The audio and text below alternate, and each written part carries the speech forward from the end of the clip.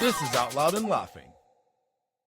Welcome back to the pod, Chosen Fam. John, I am particularly buzzing for this conversation because our guest today is a literal Renaissance man. He's a writer, a director, an actor, and an advocate who has been living his truth on the global stage for over a decade. Today, we are sitting down with Sasha Korbut. Sasha made history and headlines back in 2013 when he came out in a profile for the New York Times, followed by a powerful op-ed in Out magazine. Since then, he's moved from being a journalist and model to a powerhouse filmmaker.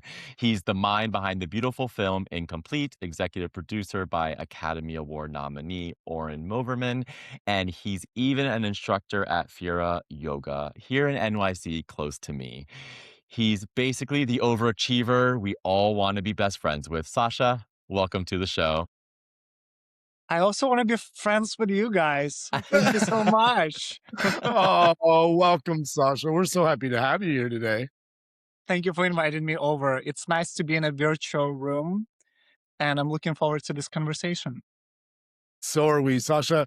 We have to start off with the Russian of it all because as three queer guys, we know that much of geography shapes our coming out stories, right? And so you came out in a very public way during a time when being an out Russian man was, to put it lightly, politically and socially charged, right? So looking back at 2013 in New York Times profile, does that version of Sasha still feel like a stranger to you, or is he sitting here with us today?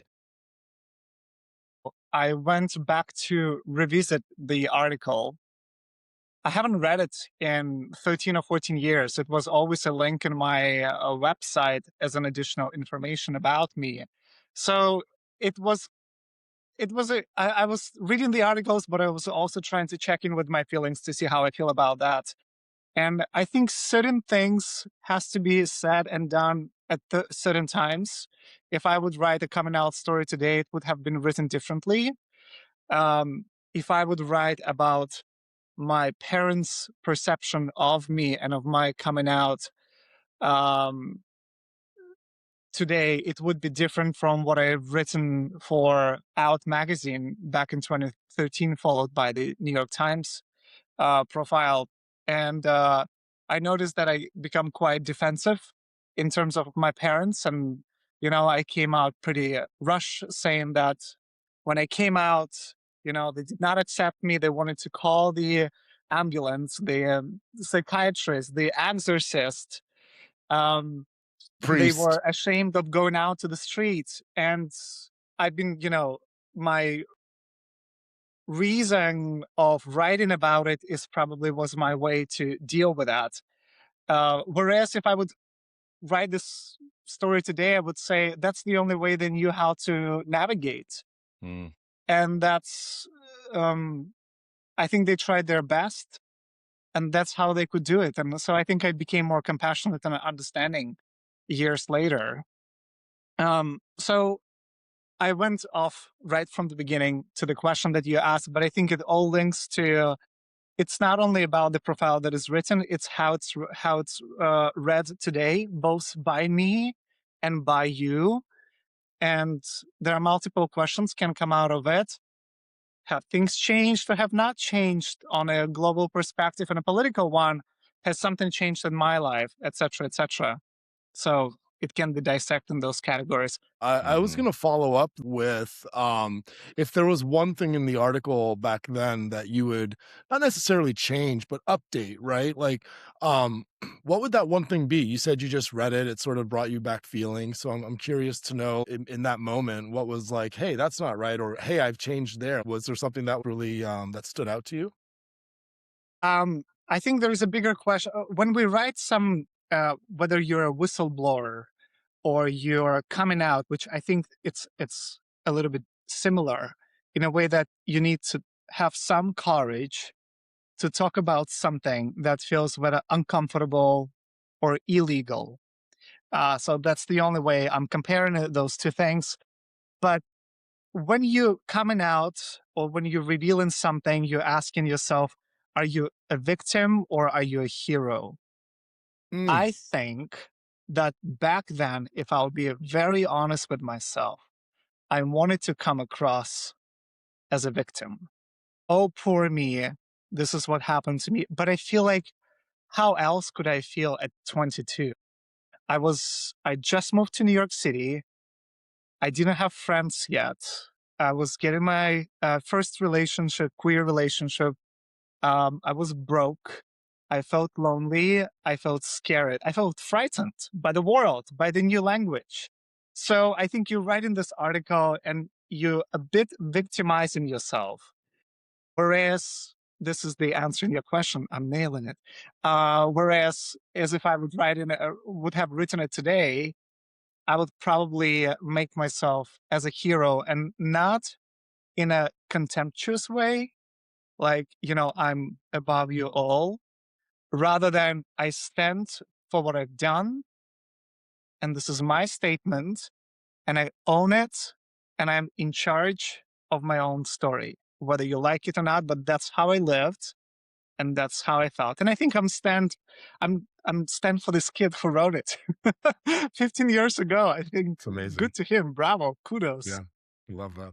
I mean, you kind of lean into what I think is just you're authentic, right? And when you're authentic, it doesn't really matter what the story is as long as it's coming from a place of truth. I think that's powerful.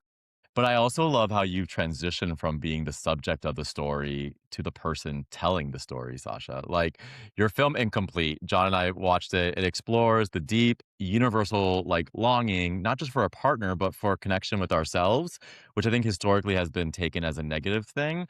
And as someone, Sasha, who spends time on the yoga mat teaching others how to breathe and connect, do you think we as a queer community are getting any better at feeling complete on our own, or do you think we still have work to do?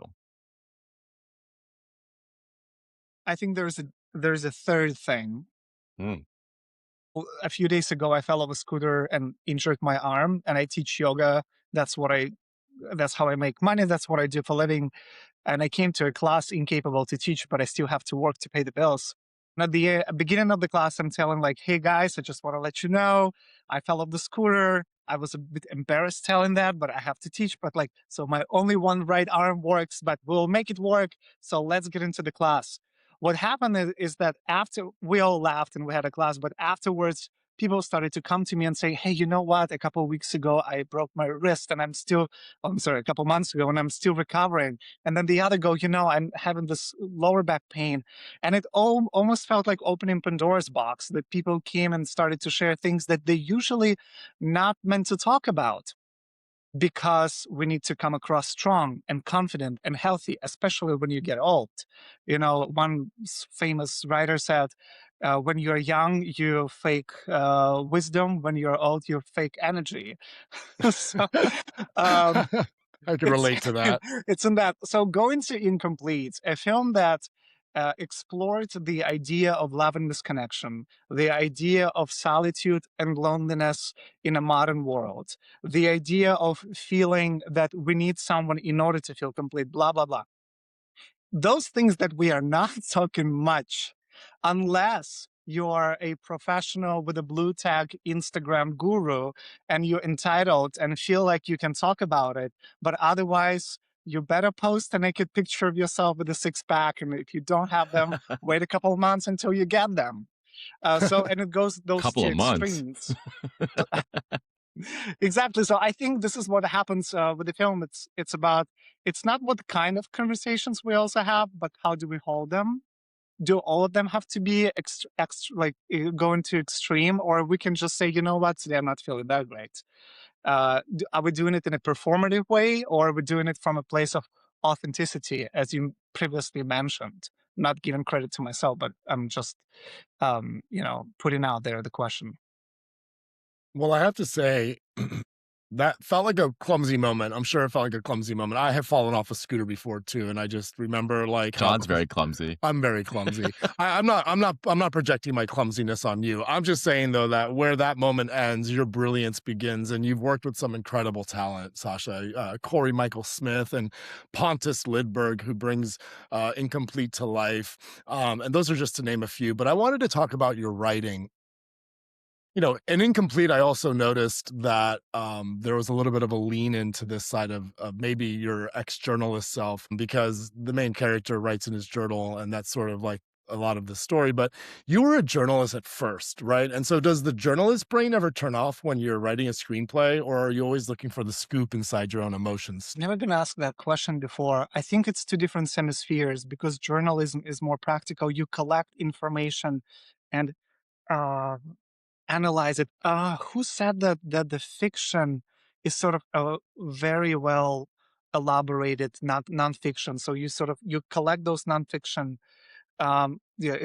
data, and then you put it into the and you fictionalize it. And fiction has more truth than nonfiction in some way because you had time to look at the data, process it, and put it in a creative kind of scope or thing. So I think when it's a okay, I know how to answer it. I think when you're a journalist, you're focusing on the object or a subject, versus when you're writing creative, you're including more of yourself. Hmm. And um, I think it's probably that. And then you try a little bit, put a hyperbole, and you're still trying to put the emotional triggers. There's this whole, beginning, middle, and end. I'm not gonna lie that I just one day I woke up and it all came to me. No, Incomplete took 5 years to make it, and me and my co-writer Peter Wortman would try to figure out what would be the best way to deliver one thought. I believe it was Mark Twain that that said that quote about fiction and nonfiction, which I love, and thank you very much for elaborating on that. Yeah. Before I go into my next question that I have for you, Sasha, you have to help me here. Okay, the film Two Novosibirks. Yeah, it's to Novosibirsk, which first reaction I usually get like, ah.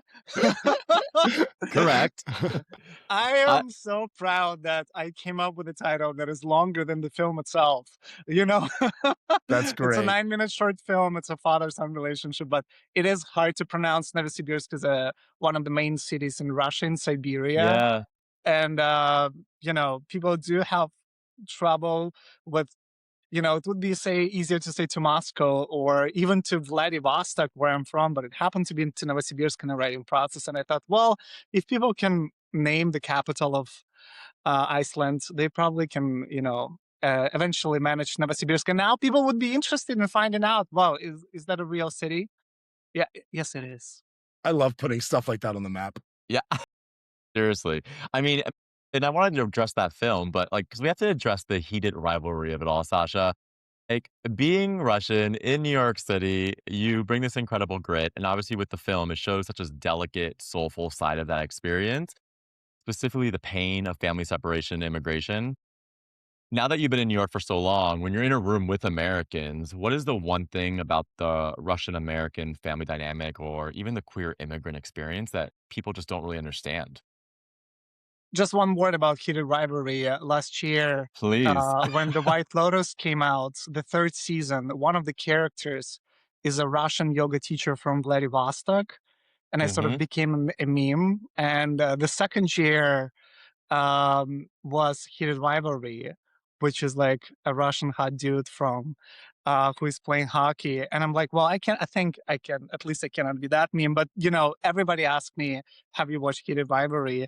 And yes, I did watch it. I felt like it was a professional almost need to do. um, I felt like there's been said so much about heated rivalry. I'm so glad not to talk about it because it feels like Yeah, there's nothing else to add into a conversation. And as the world, we need to move on. Thank you, Timothy Chalamet. But agreed. there are other things happening in life. But going back to Novosibirsk, which is it was a short film. I wrote it. We shot it in one day for $1. And I wanted to explore the dynamic of a father-son relationship in a bicultural family when a father is American and son is Russian American and his mom is Hmm. Russian. And now there is a separation. And now the kid who was brought from Russia just got adapted to his life in America. He finds out that the parents are divorcing and he has to go back to Russia to readapt to the country he just left, but in a completely different circumstances if you take the political situation nowadays. So it's that the topic that I wanted to explore. I think the story is much simpler. It's just a son and a father having a good day. on Brighton Beach until the day is not that good. And the father thinking, what kind of legacy can I leave my son if I will never see him again? Um, I can see what the connection you make with Hero Rivalry. Thank you so much. We had a little bit less budget and a little bit less of fame, but But still, I'm totally, more heart, Sasha. I'm totally, I'm totally happy to take the niche.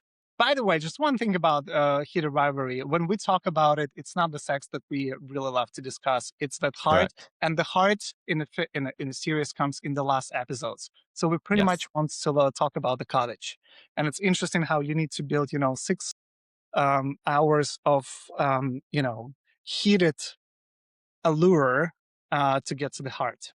It's funny that you mentioned that because you open incomplete with the words "I miss you," and it immediately took me to like episode 4 of Heated Yes. Rivalry, and I'm like, how quickly you can get somebody to feel without sort of all of the backstory. But also, I was gonna add, maybe you should just make a comeback and call it Bikram Rivalry, and you could have like a yoga version. I don't know. I'm just throwing it out there. That's gonna be a horror movie and canceled next day. I'm too young to be canceled. Give me some time. Fair enough. Oh, that's funny. Well, Sasha, listen, I know that we can relate to, we have a little bit of an immigrant story ourselves. Our Mhm. family is Cuban. As a matter of fact, my mother has a Russian name. Her name is Olga.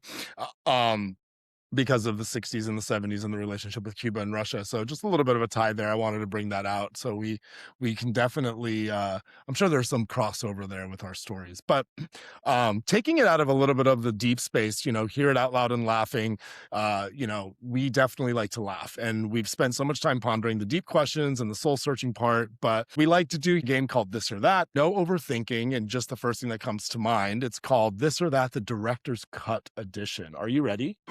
It's time for another round of This or That, the unhinged get to know you game. And Sasha, feel free to give us a little bit of background if you want to on your answer, because we're gay and we like to go deep on the why. Brian's a curious soul. I love it. I am. I'm very curious. That's why I'm gay now. Keep it that way. Buy now, day later. I love it. Okay, so Sasha, are you into scruff or no scruff? No scruff. A little smooth Twinkie daddy. Love it. Same. I can't grow a beard. No, he can't. I know. Do you prefer subtitles or dubbed? Subtitles. 100%. I do too. I feel like you miss a lot of the writing in dubbed. Well, have you tried to watch The Pit without subtitles, or Industry to, big budget HBO shows? It's impossible. I don't know half of the diseases. I also feel like it's so disrespectful. So like my husband likes to watch all of these shows on Netflix that are in like different languages, but they dub over English. And if their lips don't match the words, it bothers me to no end. Yeah, it's kind of rough. It's a little rough for me. Sasha, are you a chest guy or a butt guy? What? Butt, like, your derriere. I thought you asked if I'm a chess guy with the CHESS. I was like, yes, I am. I just learned how to play chess. Okay, fine. Chess or checkers. Yeah, chess or checkers. That's a good one too. Chess, I love it. In the evenings, I am a chess butt. In the afternoons, I'm a butt. Love that. Oh, a Whatever it timely is. man. Very good. Yeah. Okay, mine is a little. Do you prefer a Russian vodka or a green juice after yoga, or both? Okay, full disclosure, I've never tried vodka. I don't know how it tastes, so I would go with the green juice. But and it sort of like became my thing, so I'm gonna keep with that. I'm a bourbon, paper plane kind of guy, drinking from Lorraine Place on 8th Street. That's where I go. Amazing. I love it. Sasha, are you someone who likes pitching the script or catching the vision, if you follow what we did there? Pitching the script or catching the. I'm horrible at pitching my own stuff and great at other people. Usually, I perceive life through words and touch, and then images. So I think words come first. So pitching. Yeah. Even if I would go on scruff, I would say, keep yourself dark. Yeah. Tell me how Oh, you feel in a Shakespearean way without using ChatGPT. I'm one of those too. When I tapped on an image, I'd be like, "Give me the convo first before I see you naked." I can feel that. Yeah. I'm Substance. opposite. I'm Substance. opposite. Yeah, Let's Brian, you're just see what we shallow. got. I'm very shallow. Okay, Sasha, if you okay, you had a long day. Are you taking a shower or a bath? I took my first Victorian bath in my life last month in Golden Eye, Jamaica. So I usually take a shower, but apparently bath is so nice. So many things you can do. And once I posted it on Instagram, the amount of followers I got, which was 3, but Yes. it felt a Oh, lot. yeah. Yeah. They like baths until they're in it, and then they come back with, "Oh, you have to stew in your own soup." And I'm just like, bro, how gross are you really? Sasha, are you an early bird or are you a night owl? Early bird, but 2 hours for myself in the morning. I wake up, I write, I go to the gym. I'm reading a book. I always read the book in the morning. So right now it's Keith McNally. I regret almost everything. I cannot put it down. Genius. Okay. Yeah. We'll pick it up. Do you prefer the intimate indie film or the big budget blockbuster? Definitely intimate indie film. I'm tired of blockbusters. I'm very sorry, Ryan Coogler. I really tried to watch Sinners twice. It did not work for me. Appreciate everything he's doing. Find him a wonderful filmmaker, and it doesn't click with me. And I was thinking about it, but how? Like, can I not access your mind? And probably I cannot. Give me like a rom-com from Lithuania that is 90 minutes at Metrograph. Okay, maybe Angelica's seats are better. And I'll be there. I'm a big indie fan myself, so I can Yeah. totally relate. Okay, you're doing great, Sasha. We're almost there. You have 2 left. How are you doing? You're doing all right? I'm good. Yes, I will tell Okay. you one thing. I have one question for you guys, and it's also going to be short. So if you can Like allocate this. time to answer it. We've got all the time for you today. So here, we'll speed these up. Boxers or briefs? Boxers. I like it Silk to or be like cotton? loose. Just kidding. You like the flow. You like to move I like the around, flow. I It has love to like have air. air it out. I I love it. kind of agree with that. Okay. Okay, last one. Do you want to be remembered for your art or for your advocacy? None. I want the DNA of my actions be imprinted in other people's. I Mm, truly believe in the Mm-hmm. kindness. It can be translated in so different ways. So I don't need big speeches. It doesn't have to be an Instagram video going through and I'm saying something smart. No, if I could help, someone on the street to pick up their keys because they, dropped them, that's more than enough. beautiful. That is beautiful. What do you have for us, Sasha? What questions? We're I here have for 2 you. questions, and you choose who wants to answer it, because but both interesting. Okay, so question one is, what's your comfort film? And the question 2 is the book that you read that you wish you give it as a gift to someone. I have answers for both, Brian. I'm Same. curious. Okay, do you want to Let's just do start both? let's start with a film. The comfort film, like snap decision. My Why? comfort film is The Holiday. It is that because I love films that like have a red thread. So in The Holiday for me, it is challenging yourself to find love. And I love the way they like told the stories between 4 different relationships. It's one of my favorites. Plus I love Christmas. It's a win-win. Go, Brian. Guys, see, this is why John and I are doing a podcast together, because mine is also a Christmas film. It's not The Holiday, though, but it's The Family Stone. You'd love The Family I Stone. love The Family Stone only because, A, it just gives a really raw take on a family, but with the gay son undertones and pure acceptance. And I don't know, it's something that I watch every year at least once. I usually do it twice. And so, yeah, The Family Stone for me. I also have a sweet spot for Diane Keaton, R.I.P. R.I.P. What's your book, Brian? I'm going to get mine first because John's going to be way better than mine. Mine is 12 Hours by 12 Weeks. And that is teaching your baby to sleep for 12 hours by the time they're 12 weeks old. We joke, but I used it as my it was my encyclopedia. My husband and I use it, and it was the best book. The reason why I say that, Sasha, is I gift that book to anyone that's having a baby. Okay. So it's the book. It's the book. Sasha, I think you might like my answer a little better. I don't know if you're a Probably. I don't know if you're a father. I didn't see that you were, but I can't relate either. But I get it, and I get why sleep is important. So you know what, Listen, Brian, more power to you. Mine would have to be a old read, probably one of the first books I read, The Catcher in the Rye. One of my favorites. I love that book because, and it brings me comfort because I found a lot of my self-identification and self-awareness when I was in high school, and I just sort of felt a connection to Holden Caulfield, the main character. mm, Just I had a lot of rebellious experiences. I could relate in that sense, and for that reason, that book just brings me such nostalgia. Yeah, I like both of your answers for different reasons. Beautiful. John, I even have something for you, but I'll send you in a DM. Love. Um, Sasha, thank you so much. We appreciate your time today. Um, yeah. Thank you for being so vulnerable and real with us. And honestly, like you have mastered your craft, and you are such a bright light in our community. So thank you. Thank you. Yeah. We want other people to find you though. So can you share with us where people can find your work and how they can follow yeah, you? well, first of all, you're very welcome, and thank you for giving me the spotlight. I've been watching you guys, and I think the power of any interviewer is the questions that you ask.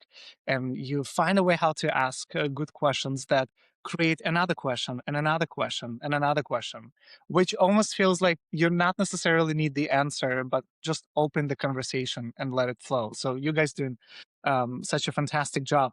Yeah, my film to Novosibirsk is coming out this spring. It's going to be available on YouTube now, incompleted as well. And I don't use much social media, but Instagram is there. It's my name, Sasha Korbut. Anybody can find me. So thank you so much, guys. I really hope that next time when I'm nominated for Academy, you'll find the time so we can talk about this amazing film that I made. You are now part of our chosen family, so you cannot get out of this web. We would have you back whenever. And to the rest of our chosen family watching and listening, go find a way to feel complete today and watch Incomplete. You could find it on YouTube. It's fantastic. It's 15 minutes long and it'll touch your heart. And today, even if it's just a long bath, a visit to your dusty journal, take it out, pull out a pen, write a letter to yourself, or just a quick yoga flow. Stay authentic, keep laughing. We can't wait to have you back. Bye, Thank everyone. you. This was Out Loud and Laughing. We're available everywhere you get your podcasts. Spotify, Apple, YouTube, iHeart, or wherever.